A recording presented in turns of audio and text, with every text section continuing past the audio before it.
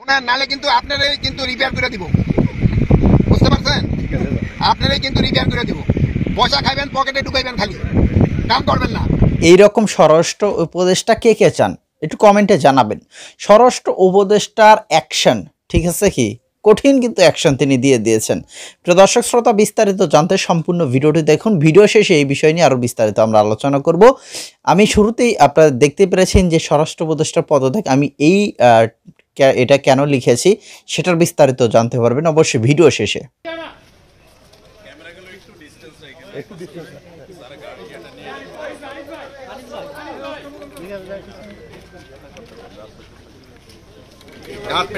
আমি রাখতে না বলছি, কে পুলিশ কমিশনার কে উঠাও, এটি উঠাও না করছি যে আবার কেন রাখছো থানায়, কেন রাখছো? এখন উঠাও, এখন সব উঠাও, না করি ওইটার আকামটা করো, কামটা করো না, আকামটা করো, এই উঠাবেন যেটা আমি না করে দেয় ওইটাই তোমরা করে দেয়।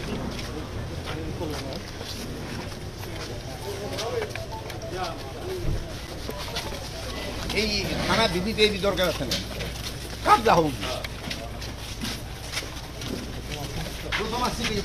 আমি বারবার বলে দিচ্ছি এই হবে না, এই প্রোটোকল করতে করতে তোমাকে সমস্যা, মেইন কাম করতে পারতেছ না। 100 বার একটা কথা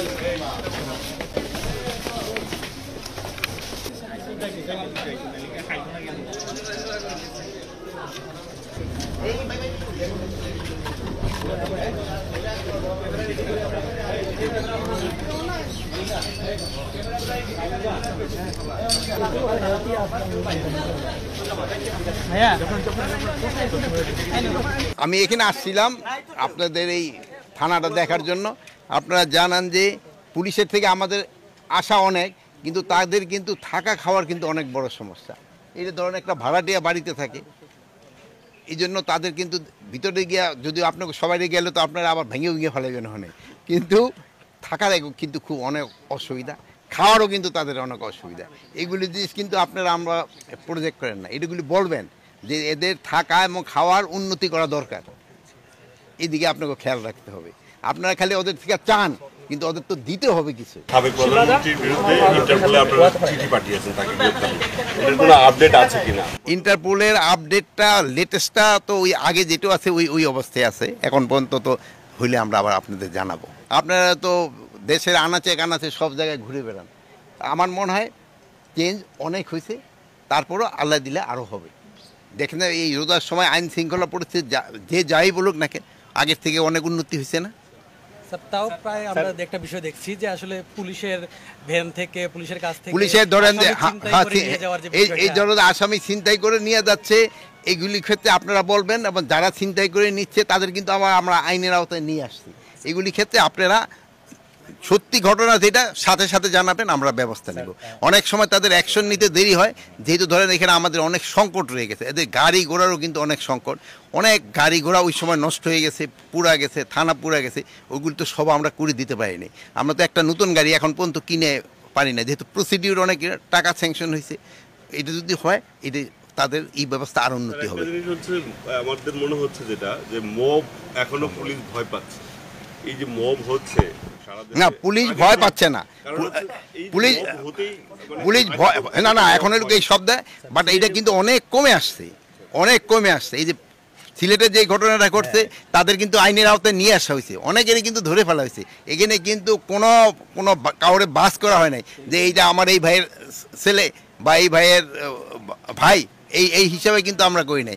যে অন্যায় করছে তারই আমরা আইনের আওতায় নিয়ে এসেছি। নির্দেশনা কি থাকবে মবের? সবার ক্ষেত্রে একই নির্দেশনা, এবং আপনাদের কাছে আমরা অনুরোধ করব, আইন যেন কেউ নিজের হাতে তুলে না নেয়।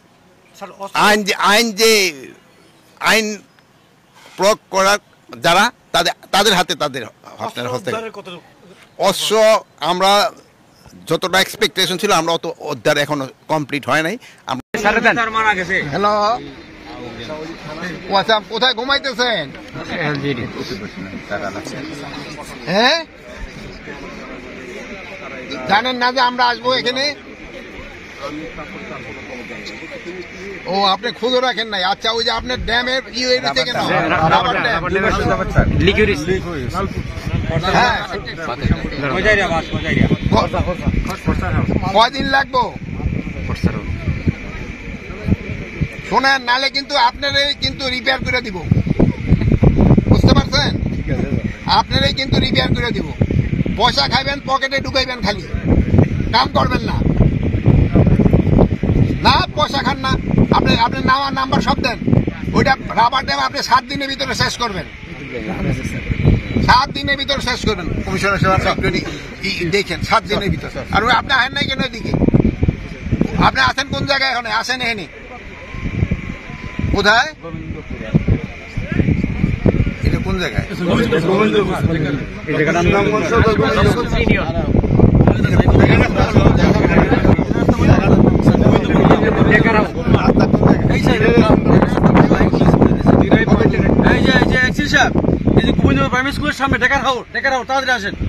এটি নিয়ে আমি খুব বেশ চাপের মধ্যে ছিলাম। ঊর্ধ্বতন কর্তৃপক্ষ সবকিছু জানতে চেয়েছেন, আমি তার উত্তর দিয়েছি। 10/4/2024 তারিখে স্বরাষ্ট্রমন্ত্রী মহোদয় আমাকে ফোন করেন এবং রাবার ড্যাম সম্পর্কে জানতে চান। বিষয়টা আমি বোঝানোর চেষ্টা করি এবং উনি আমাকে বলেন যে আমি আসছি, আপনি কোথায়? আমি বললাম যে স্যার, এই ডিসি অফিস থেকে তো আমাকে এই ব্যাপারে কোনো অবহিত করেননি, কোনো মেল দেননি বা টেলিফোন করে বলেননি।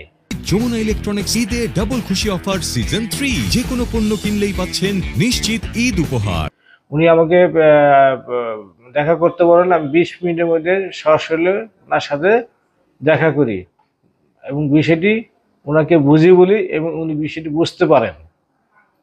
এই বিষয়টি ইউটিউব এবং ফেসবুকে ব্যাপকভাবে ভাইরাল হয় এবং এটি নিয়ে আমি খুব বেশ চাপের মধ্যে ছিলাম।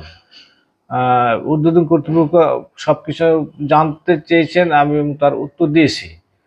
প্রধান পরিবেশ মহোদয় এই ঘটনার প্রেক্ষাপটে আমাকে একটি শোকজ করেন এবং তার শোকজে উত্তর দিই। 12 তারিখে আমরা রাবার ড্যামটি ফুলাই, তার ছবি আমি আমার ঊর্ধ্বতন কর্তৃপক্ষের নিকট প্রেরণ করেছি।